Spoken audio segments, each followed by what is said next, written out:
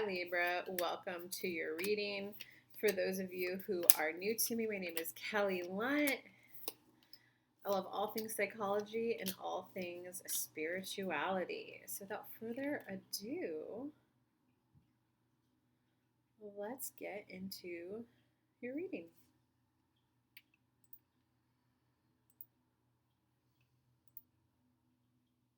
And this was for Gemini.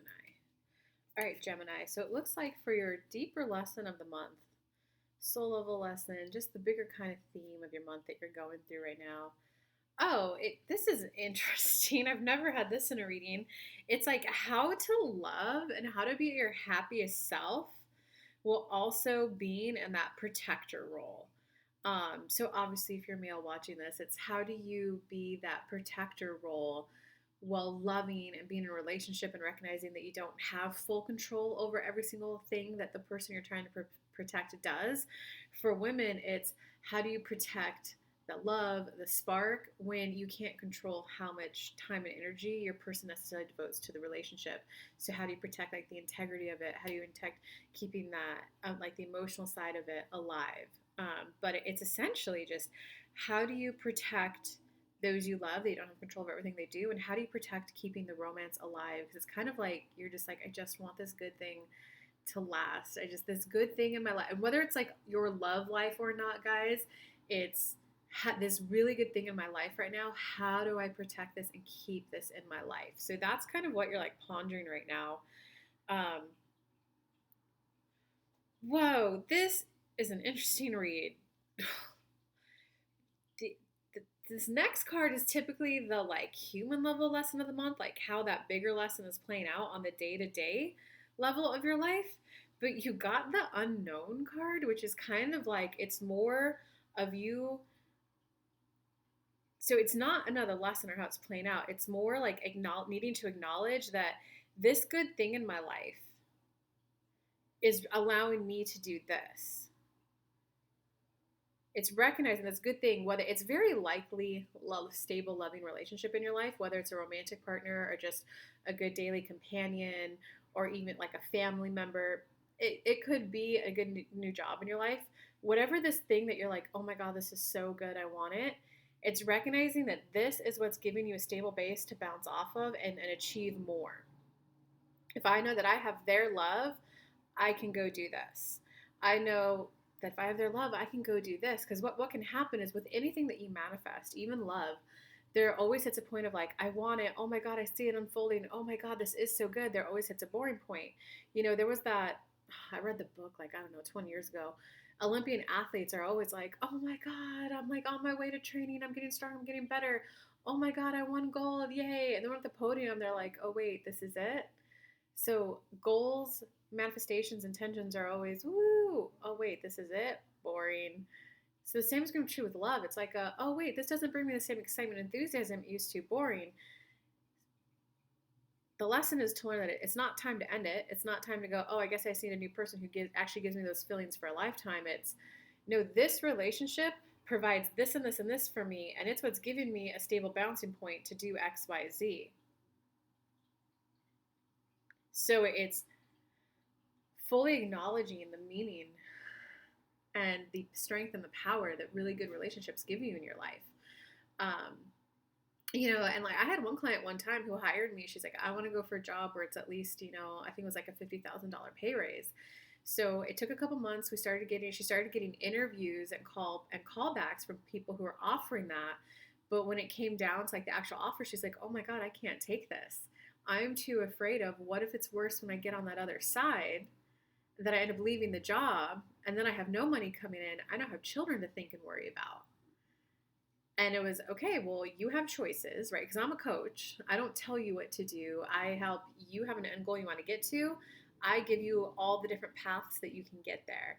And it was, okay, well, your choice is we can do this in a child. We're going to feel fear. She's like, no, you don't understand. The job I have right now, it's not only good enough, it's great enough. I would like more money in my life, but I know I've got this job the rest of my life. My boss treats me well. My coworkers are good. I kind of like what I do. I'm not giving this up. And I was like, okay, what would help you take that leap to say yes to that 50K job? She's like, honestly, the only thing is if I had a loving, committed partner in my life who was like, babe, don't worry, go for it. Take the risk. If you don't like the job, I've got your back. I don't want you working a toxic job that you hate. You can take time off until you find the right job. She's like, that's the only way I feel safe doing it. I was like, okay, well, congratulations. Now we're working on your love life. So it's like fully acknowledging and honoring the power of relationships and what they allow you to do. And one last analogy I'm going to give you guys is that this was actually an analogy someone else gave me. And she was like, Kelly, right now you're a kite and you're kind of, when the wind picks up, you're flying along, having a good time. But if someone were to be holding the rope, they could provide a stable base and they could keep you in the air longer. You'd be able to soar to new heights. The person on the ground could walk to a different area so you could get a new view. So relationship opens you up to be able to achieve more.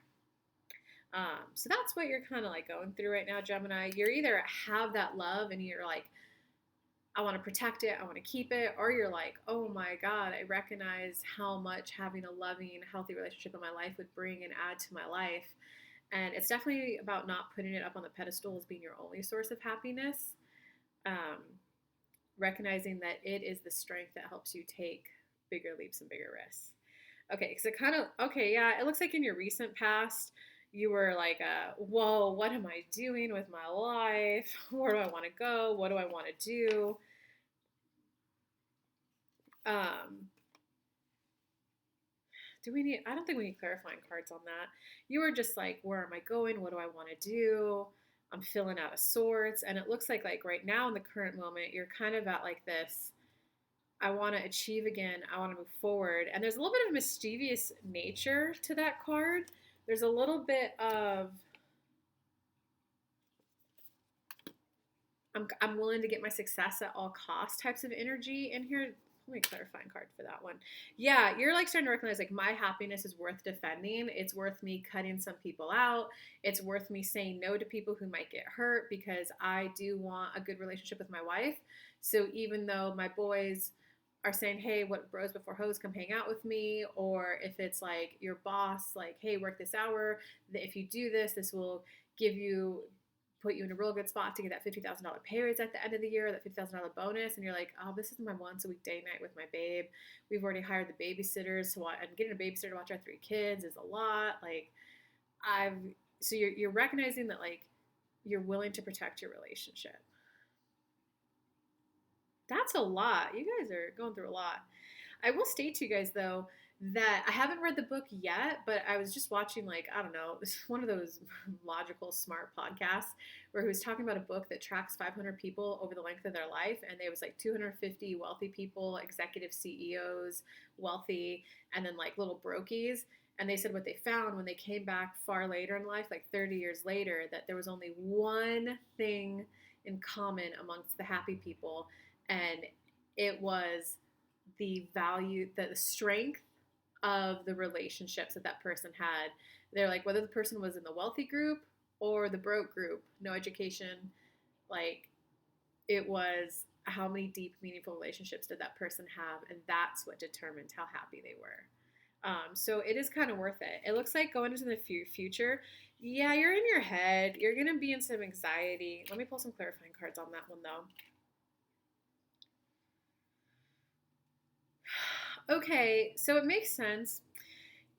There's just like a little bit of a defeated, like an apathy, like okay, I guess I'm just like giving up on living that picture perfect dream, adventure, thrill seeking life. But you got the karma card, which is honestly, it's those really tough lessons that you go through, but once you get to the other side, you're like, oh, I was complicating that. This actually is really good and simple over here on this side. And then you got the vessel. And the vessel is when there's like, no, I want what I want and I want it type of energy. It's like a gluttony, you know? So it kind of looks like you're in your head because there's a part of you that's like, am I accepting defeat by giving up on being that like high-powered business executive that comes home to the woman who's just like, oh my God, babe, you're home. I love you so much. And your kids are like, Daddy's home. And it's that here's my schedule. If it goes to a perfect T and if everyone else would just align and do what they're supposed to do, I could wake up, get my workout in. So I'll have that six pack and I'll be able to like jump 10 feet in the air. And then I'll do this. And this will be like the stretch and the supplement so that I'll be looking 40 when I'm 100.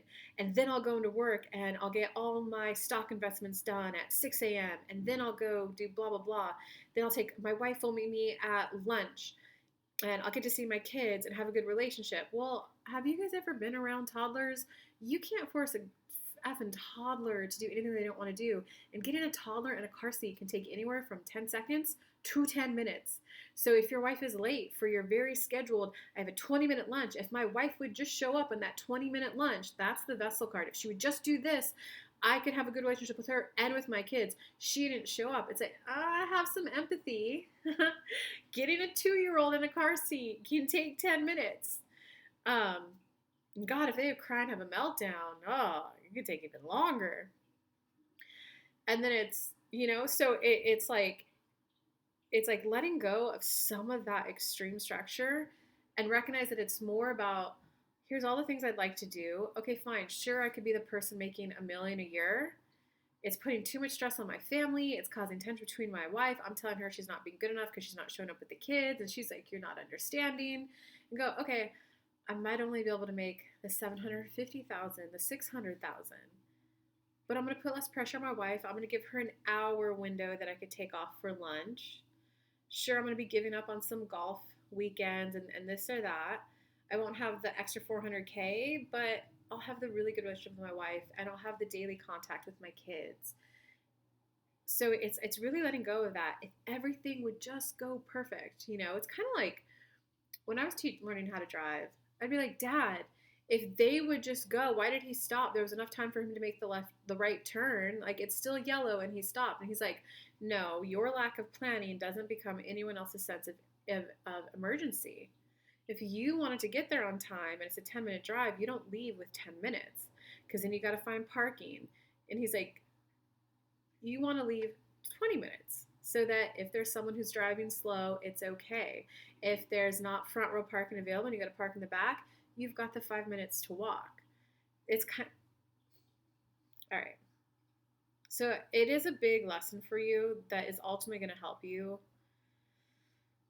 like open up to recognizing the full value of love, and you'll either have an improved relationship with the one that you're in, or you're going to be like, oh my God, I see the value of it. Let's go.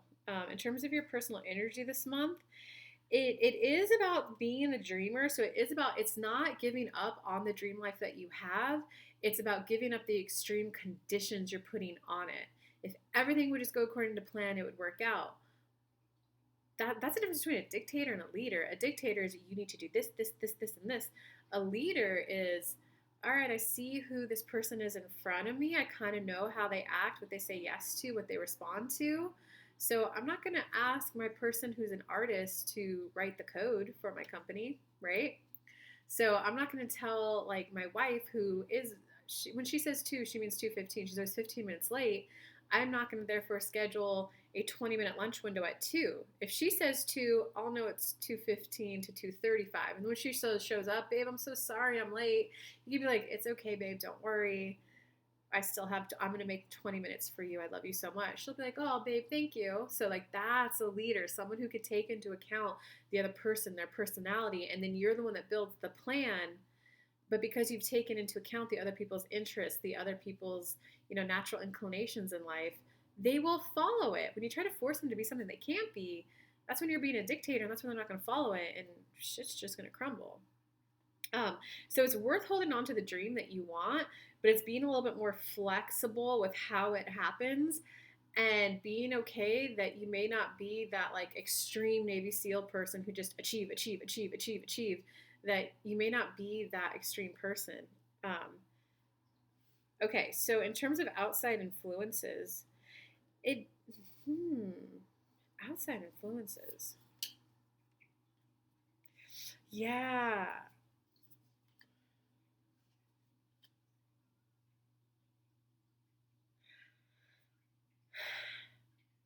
Outside influences definitely want you to stop being so rigid and so structured.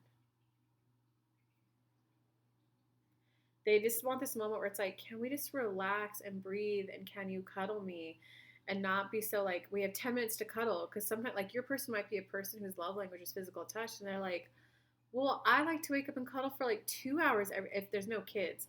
2 hours every Saturday. I like to lay in bed. Like, it's Saturday morning. That's when I just want to like lay in bed and cuddle you, like, for half a day. That's where you gotta let go of the rigidness. That like, no, but if I want the ultimate peak performance when I'm 100, I gotta be, doing my fiber 2 muscles. I have to be doing my sideways jumps for my fascia. Like, stop taking me away from my goals. But like, if your goal also includes a long-term relationship, it needs to include them too. Like, so the leader would be like, okay, I know that my babe needs at least one day a week where we cuddle for like 4 hours in bed. Since I've gotten to know her, I notice that after about an hour, she tends to fall back asleep. I will, after she falls back to sleep, then I will pop open my book and I'll get some of my reading done then. After we cuddle, I've noticed that she needs to be in her own space. That's when I'll go to the gym. That's leader. Another story that I want to lead you guys with is there were 2 studies done on deer. Was it deers? It was some sort of like deer type animal. And they used to say that it was a very patriarchal animal, that the women would follow the 2 men who were looking out ahead and would listen to them to go to a new area where either there was more food or to get them away from, like wolves they spotted 100 miles away. The second study was, no, actually it's a servant-based leadership. There's always like 2 to 4 males that spread out surrounding the herd, looking out for danger, but also to observe the tribe. And when the tribe was like getting bored and restless, since they were looking out for danger and also looking out for where can we go next, then it was like, oh, hey guys, let's go this way. When the whole tribe was like bored and like, we don't want to do this anymore, then it was like, oh, that's where we're going next. Okay, that's leadership. And then, of course, when you do that leadership where you're like guiding people to what it is they want, they do look to you for direction and you build trust with them, so that when there are those rare moments of absolutely not, do not do that, your kids will listen to you. They'll be, that's dangerous. No. But if you're saying no all the time, I expect you to listen to me, I'm the leader, they're not going to listen to you. But those rare moments when there's like, there's a wolf, guys, go run, they would listen. And then when they calm down and get to the safe spot, what happened? They're like, oh, there was a wolf. Do you kind of see him there? They're like, oh, he saved us. When I drop everything on the whim of a dime and listen to him, I'm saved, right? And like a personal example, when I was hanging out with what I call my adopted niece, I think she was like 2 at the time, I very rarely said no.